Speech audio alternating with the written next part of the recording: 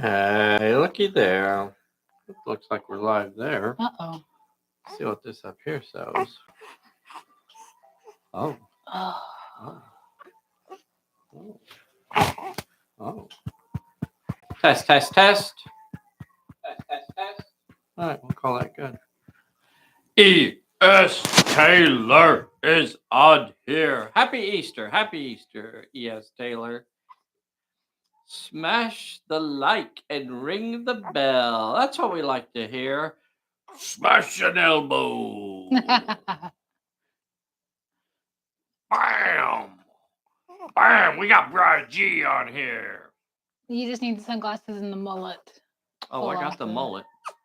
D.W. Lowe is on here. William is on here. Vern is on here. Hello, hello, hello. Glad you all could join us this evening for our just to sit around and chat a little bit. It's a great time to throw some questions into the chat if you have any questions about this, that, or another thing.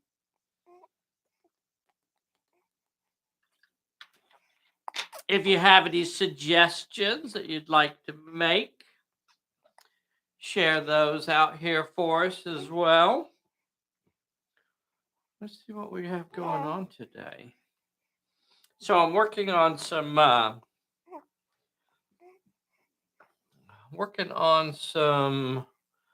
little plastic figures here. Check out this boat that I was working on today. That's the royal eye because it was actually Jerry doing most of the work. Jerry working on this boat today for us. So I don't know how many of you saw this. Somebody shared a link to these boats on the Pulp Alley Players group. And I thought it looked interesting, and I wanted to kind of give them a try. And I definitely have some issues. Definitely some issues with these boats. Their scale is nowhere near what was expected. They are scaled much, much smaller than what we had hoped. Too small for us? We're gonna make them work.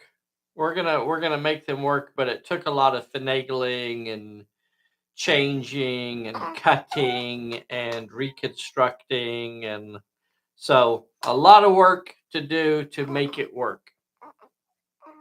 Now this looks pretty cool. I'll show you guys, and I don't want to go over all of it right now. We're gonna go officially live here in about a minute, so I actually want to talk about some of this stuff once we go officially live. So I'll stop and just give everybody a happy Easter. Is it Easter? Sunday. Sunday, they say, is the Easter.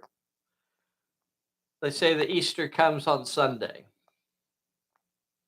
So for this Sunday's game, I'm going to do a solo game. I think we need to kind of work solo in once in a while to the mix. So it'll just be probably Bessy and I.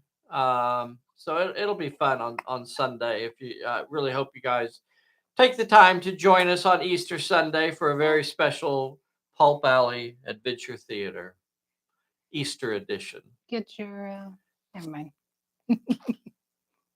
Hey everybody, this is Dave here at Pulp Alley, and I am with the world's most dangerous Bessy. Right there, look at her. And the world's most dangerous June. Yeah. Junebug. Junebug. Eating away. So she can, she's going to be all like hyped up now, and she's going to be up with Daddy all night long partying. Woo!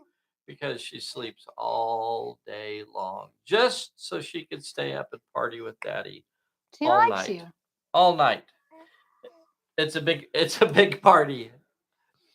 So I've been working on these figures. Let's see. Do you want to talk about the boat? Be sure and solo. I have a bad feeling about this. Catholic. Very nice, Eric. Neil Morgan is on here. Holy Thursday. Um, Vern. Let's see. What's this? Quick one about the zine or quad annual. Is this still a go? Every once in a while, my mind turns back towards it. I've been thinking about because we probably have enough material to try and get something put together. I guess the tough part for me is my own personal bandwidth and how much stuff I'm capable of working on, almost on a daily or weekly basis. So um, I have not been able to work on it.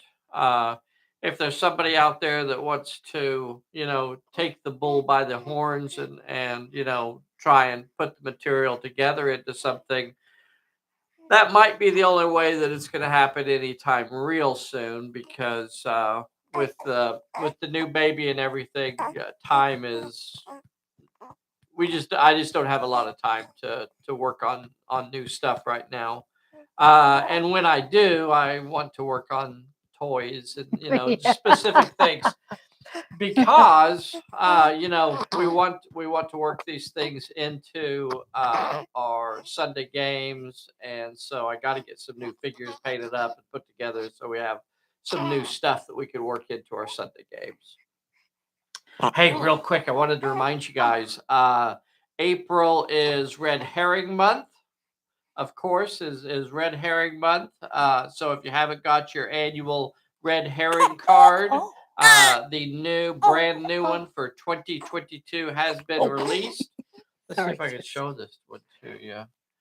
Can I get it out here in an area where it can actually be shown? Maybe one of the side ones. Show it on this one over here. Look at Yeah, that. there you go. So it's got I'm always backwards. Check that out.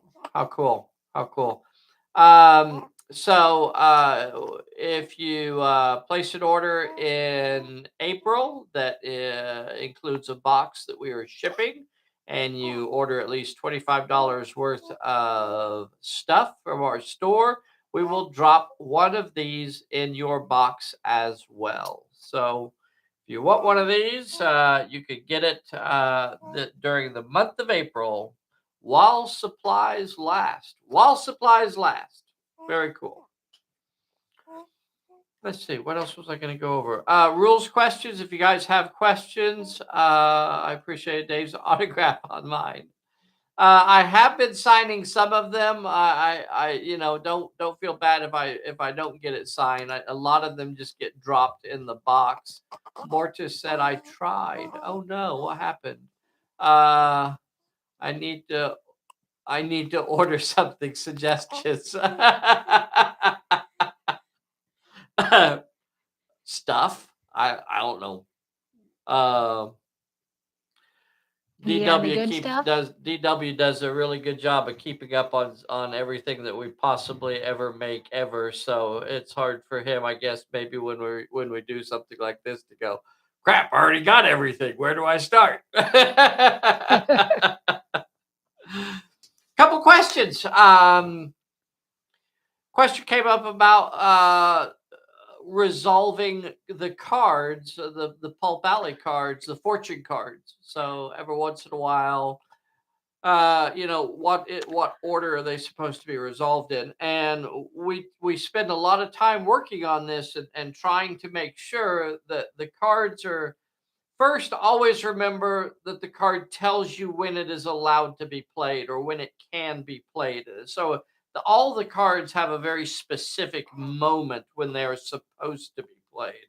So first, always check that if you get confused about two cards and not sure which one of them um, can go first, because sometimes people are trying to play cards when they're not supposed to play them, but other than that, the card is supposed to be resolved when it is played. There are very few cards, and the only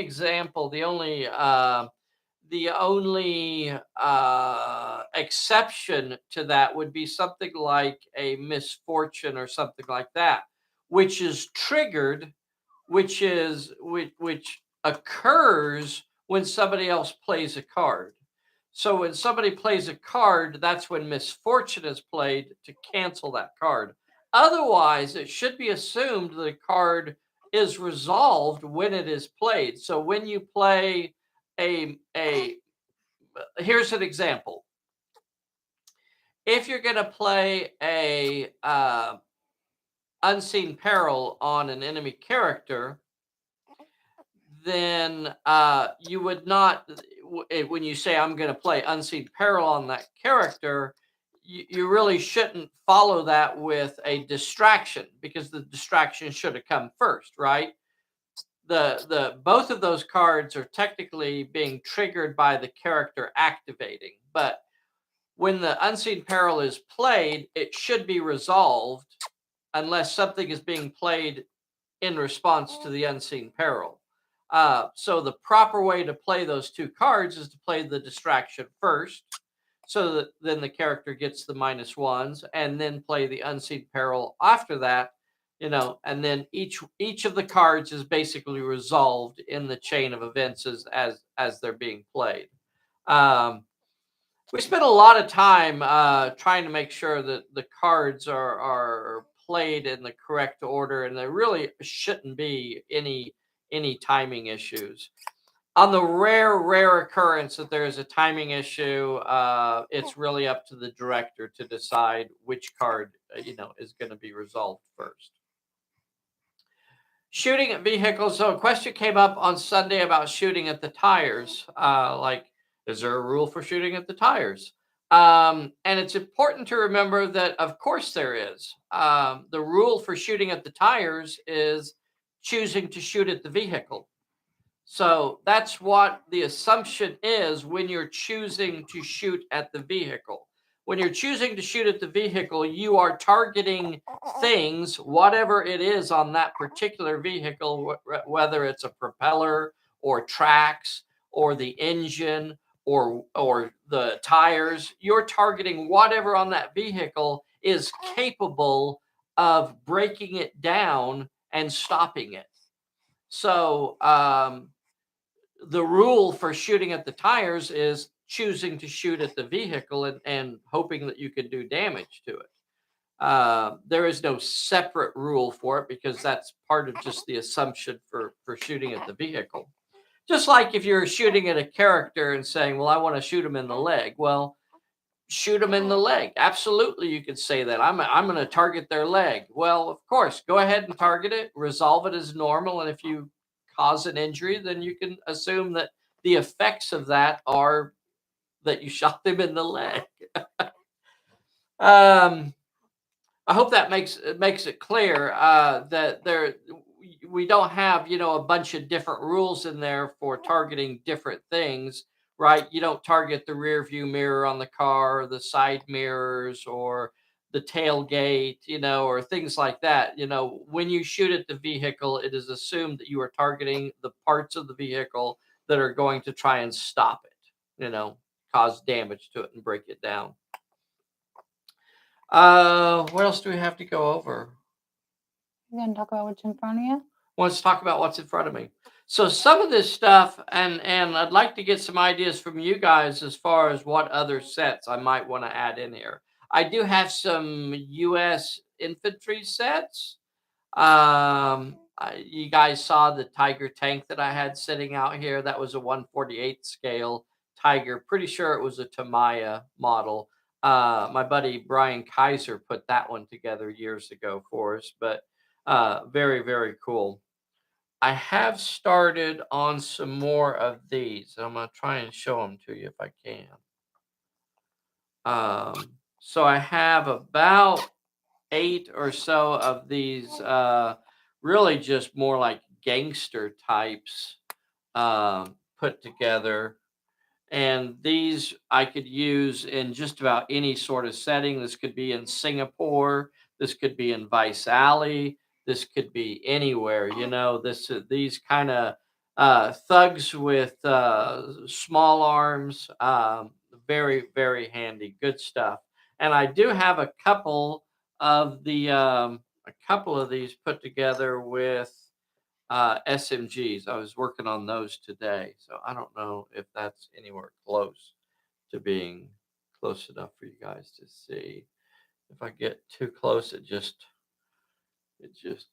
uh, gets all funkified, focusy. Oh, there you There go. we go. Hey, we have a question on here. Oh, question. How does the War Games Atlantic compare to Plastic Perry's and or Warlord games? So far, I'm thinking that they're really close. And I think all of those folks. I do have a box of the Perrys, and scale wise, I assume that they're asking about scale.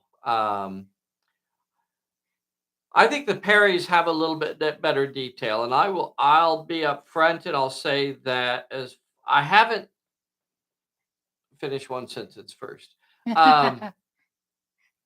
I think the War Games Atlantic are good, but I think something like the Perry figures are a little bit better when it comes to the detail and the crispness of the mold and the sculpting.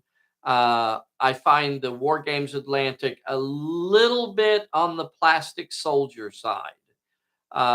So not quite as good as what I would say of, you know, the Perrys. Um, their stuff is really good in my opinion. Scale, it's is one more chunkier than the other? I don't think so. Let me see if I can find. I'll get a Perry out and try and actually put them up next to each other. I was comparing the Perrys to. Oh, what did I do with them? I was comparing. I got to go back into the back room here. Ooh, the Let me see dreaded if I back can. room.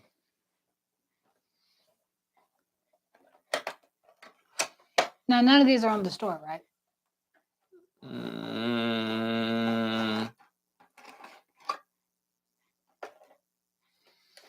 Mm, oh no. Let me compare a torso to a torso. So I'll pull a similarly posed torso, couple bodies off, and let you be the judge. I'll put them up next to each other and see if you can see. I won't even tell you which is which, and I'll make you guess. I'll Oh. make you guess. It's a blind test. Well, not really, because I'll know. Will you? Probably, maybe. So these will be two torsos. Now I have to admit, I'm not sure how many Warlord box sets I have. I might not have any. I know I have to have some. I have to have some Warlord stuff. Height wise, I would say they are pretty much identical. Here they are. Here they are. I got my big thumb right up in front there. Those torsos could basically be the same dude. If anything, maybe the one of them is maybe just ever so slightly shorter. But as far as bodies, maybe one of them is slightly chunkier. But this is about between two different companies. I can't imagine that you could actually get hardly any closer than that. What I see when I look at this is I still say that the Perrys have a little bit sharper detail, and that the War Games Atlantic have a little bit softer detail. Once it's all painted up and everything, who cares, But for my style of painting, I count on the the detail kind of helping me paint. I've always, and when I used to teach people how to paint, because some people are a little intimidated by the idea of sitting down and painting these things. And I always explain to people that it's really easy to paint miniatures because all the work is done. All the hard work is done. All you're doing is dragging the brush across there and putting some color on it. It's almost like, coloring a book. Um, it's not nearly as hard as some people want to make it. The hard part's already done.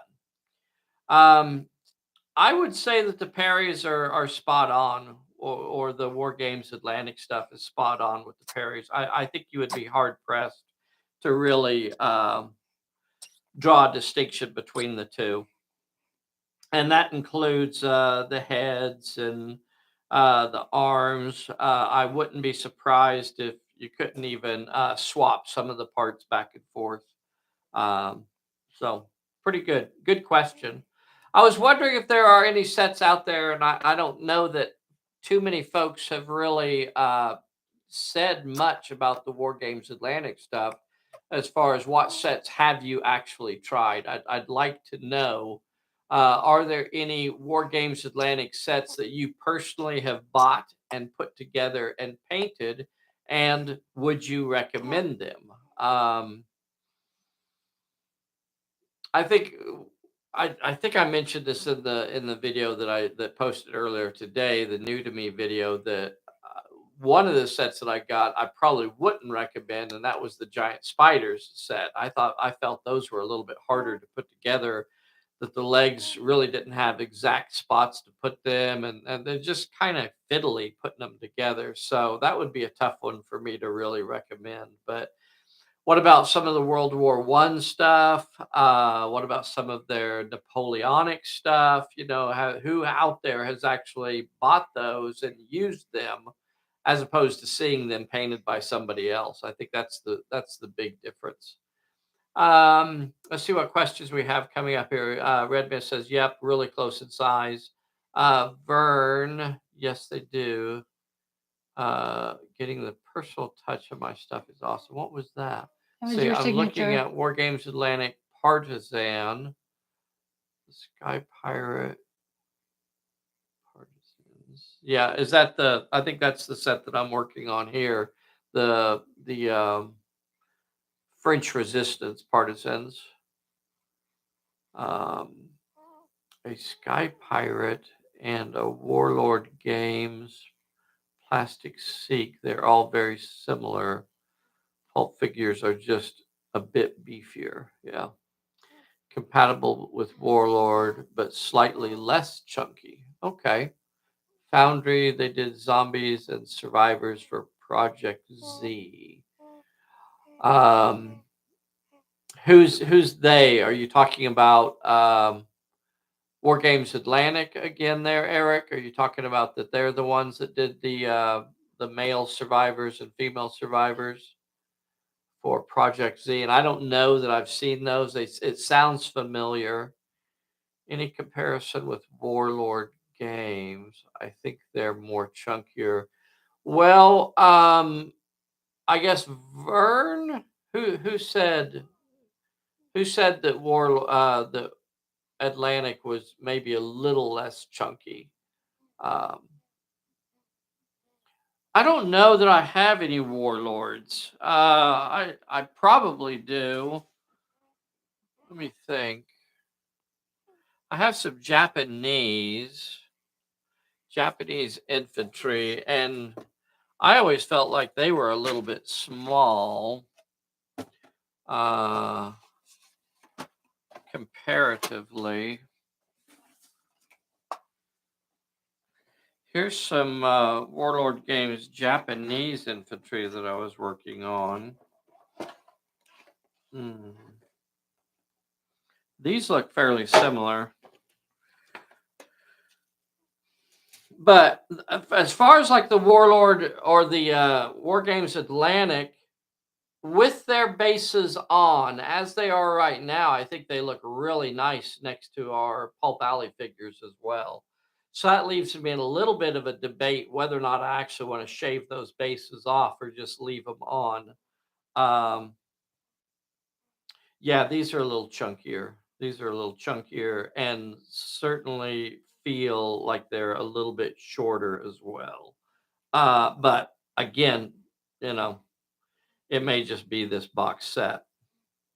They don't have their bases on. They are considerably shorter. They are almost halflings.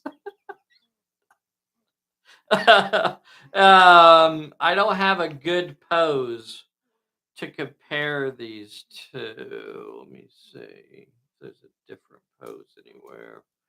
No, I don't have a good pose to really compare these two. But a lot, the bodies feel a lot shorter. Um, but again, that could just be the pose. Um, I don't know. When you get stuff out there and you're playing, I don't know that that you're not going to be, if you're having to put the models up next to each other and eyeball it like that to see which one is slightly taller or chunkier, then you're probably missing the point, right. When they're on the table and you're playing, that's what really matters. So I don't know that you would notice really much of a difference with them just out there sitting on the table playing. Okay, what else do we need to go over, sweetheart? Mm, I think I'm out of my list. We did have some interesting questions on the players group recently. Um, Somebody posted some really neat, and I think it was Jim Stute posted a bunch of really cool character designs, character profiles for a bunch of samurai cinema style characters. Lone Wolf, Yojimbo, Ronin, just different stuff. So kind of cool, kind of cool. Are known, see, War Games Atlantic were known as a different company back 2015 ish. Some of their survivor weapons, the British Commandos. Interesting, interesting.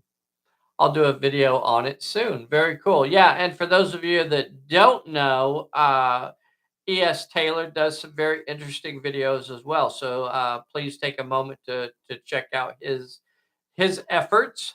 He has a lot of fun stuff, a lot of shorts, a lot of really short videos, and some longer stuff as well. So definitely worth checking out.